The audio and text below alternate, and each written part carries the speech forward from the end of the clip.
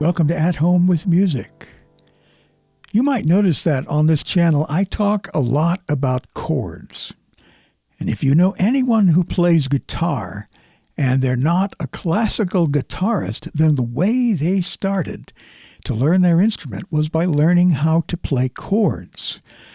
Many self-taught guitar players will start by learning the D major chord because it's pretty easy to find, pretty easy to play. And then they move on to C major or E major or D or A. Basically, they learn as many chords as they can. They also find that even if they only learn a few chords, they can now play several songs. I believe that learning chords is one of the most important steps in becoming a complete musician. So it doesn't really matter if you play guitar or piano, or any instrument for that matter. You will benefit by learning chords. Now, of course, on At Home with Music, I'm primarily interested in showing you how to play piano, or in this case, a keyboard. I've probably said this in previous videos, but chords are the building blocks of harmony in music theory. They're an integral part of music theory. Just about every song that you listen to, every song that you want to learn how to play is built on chord progressions.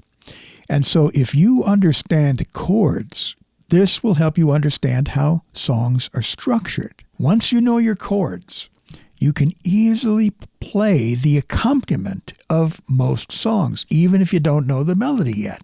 So even if you only know a few chords, you can play hundreds of songs and somebody else can sing the tune or play the melody. Of course, if you learn all the chords, then you can play those songs in any key. Now, learning chords can help you when it comes to improvisation and creativity. Maybe you're interested in being a songwriter. I think that's great. You want to be a composer.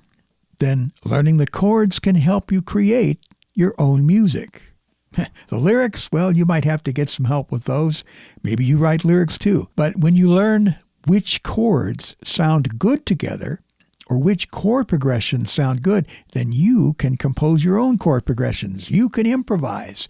You can even jam with other musicians. Just make up music as you go along. Learning your chords helps strengthen your ear. Knowing the chords is a big part of ear training. You learn how to identify a major chord or a minor chord.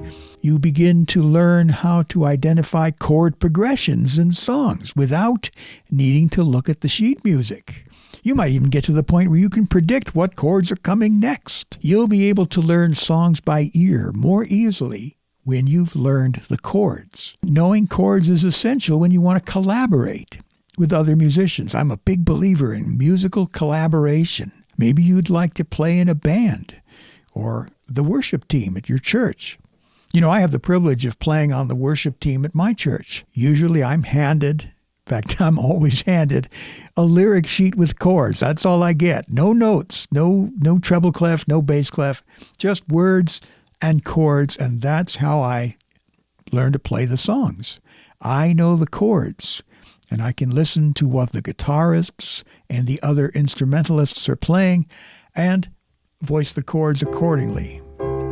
Play them in different places on the keyboard. But of course, I need to know the chords in order to do that. I emphasize learning chords because they're the backbone of music.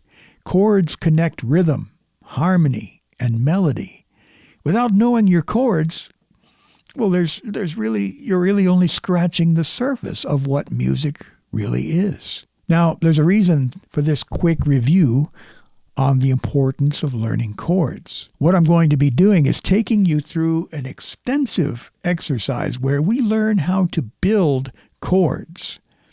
First, simple chords, and then gradually we're going to work our way up into more complex chords.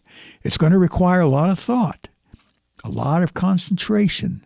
So I encourage you to stick with me. We're going to start by learning all the chords that can be constructed using C as the root. You'd be surprised how many different chords there are that you can create starting with one note.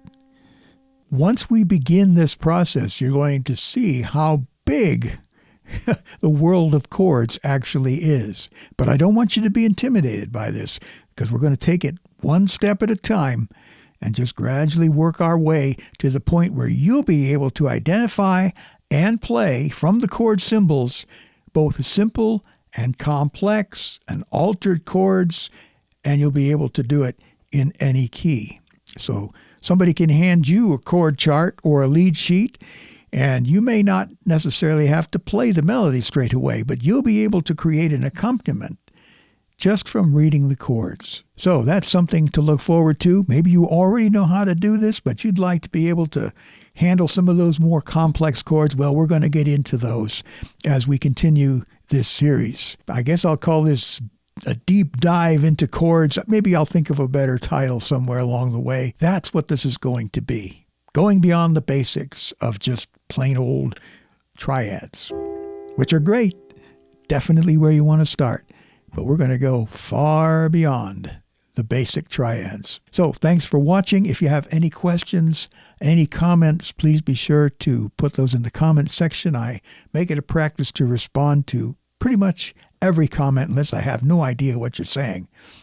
I can even respond to comments in foreign languages thanks to Google Translate. If you'd like to support my channel, you can go to the Patreon page. Later on, we'll be coming up with some other ways that you can support At Home with Music. I appreciate all of you who have subscribed.